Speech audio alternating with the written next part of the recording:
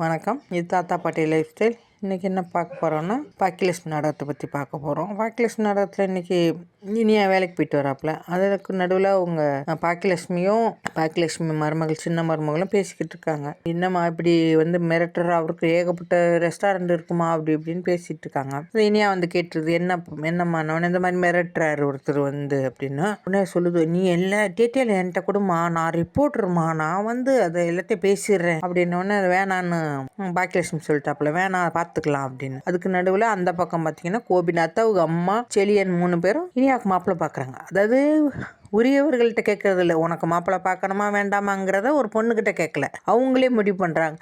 மறுபடியும் மொக்கை வாங்க போகிறாங்க அவங்க. அதுக்காக தான் அந்த வேலையை பண்ணிக்கிட்டு இருக்காங்க. அது போக திடீர்னு கோபிநாத்துடைய ஃப்ரெண்டு செந்தில் ஃபோன் பண்ணி, நீ வா, உடனே நான் பார்க்கணுன்றாப்புல. இதை கேட்டவுடனே எதுக்கு அப்படின்னு கேட்டோடனே, நீ வா, ஒரு டின்னர் தான் அப்படின்னு சொன்னோடனே, சரி. ஐயோ போகாத கோபி, ஹோட்டல்லாம் சாப்பிடாதப்பா அந்த அம்மா. அது பண்ணுற அதிசயம் இருக்கே, உலகமாக அதிசயமாக பேசுது, பயங்கரமா பேசுகிற மாதிரி இருக்கு அந்த அம்மா. அது போக அந்த பக்கம் அப்புறம் சரி வந்தால் ஒரு வீட்டுக்கு கூட்டிகிட்டு போகிறாப்புல செந்தில். கூட்டிகிட்டு போனால் அங்கே அந்த தொழிலதிபர் இருக்கார். அவர் என்ன சொல்கிறாருன்னா, நீங்கள் உங்கள் பொண்ணை நான் என் பையனுக்கு கல்யாணம் பண்ணிக்கணும்னு ஆசைப்பட்றேன்.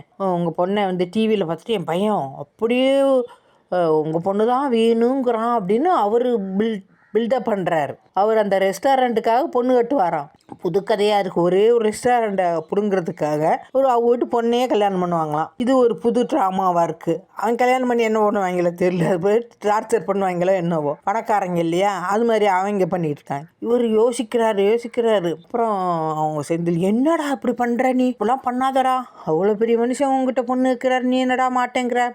அவர் சொல்கிறாரு, எல்லார்ட்டையும் கேட்கணும், இல்லை இனியாட்ட கேட்கணும், ஆக்கியா கிட்ட கேட்கணும் அப்படின்னு. அதெல்லாம் கேட்க வேணாம், நீ சரின்னு சொல்லு, அப்புறம் பார்த்துக்கலாம் அப்படிங்கிறாப்புல. அவர் பாவம் பயந்து போயிருக்காரு. அவர் பயப்பட மாட்டாரு, திமிர் பிடிச்ச ஆள் தானே. ஆனாலும் பயப்படுற மாதிரி ஒரு பில்டப் பண்ணிட்டு, சரி போய் நம்ம கேட்டுக்கலாம், சரி நான் என் பொண்ணை கொடுக்குறேன்னு. அதாவது உரியவர்கள்ட்ட கேட்காம ஒரு பொண்ணை கொடுக்குறேன்னு சொல்கிறது ஒரு முட்டாள்தனமான விஷயம். அதுலேயும் ஒரு மொக்கை வாங்க போகிறாரு. அது அப்படியே போய்கிட்டு இருக்கு. அதோட அப்படியே பேனு முழிச்ச மணிக்கு நிற்கிறாரு கோபிநாத்.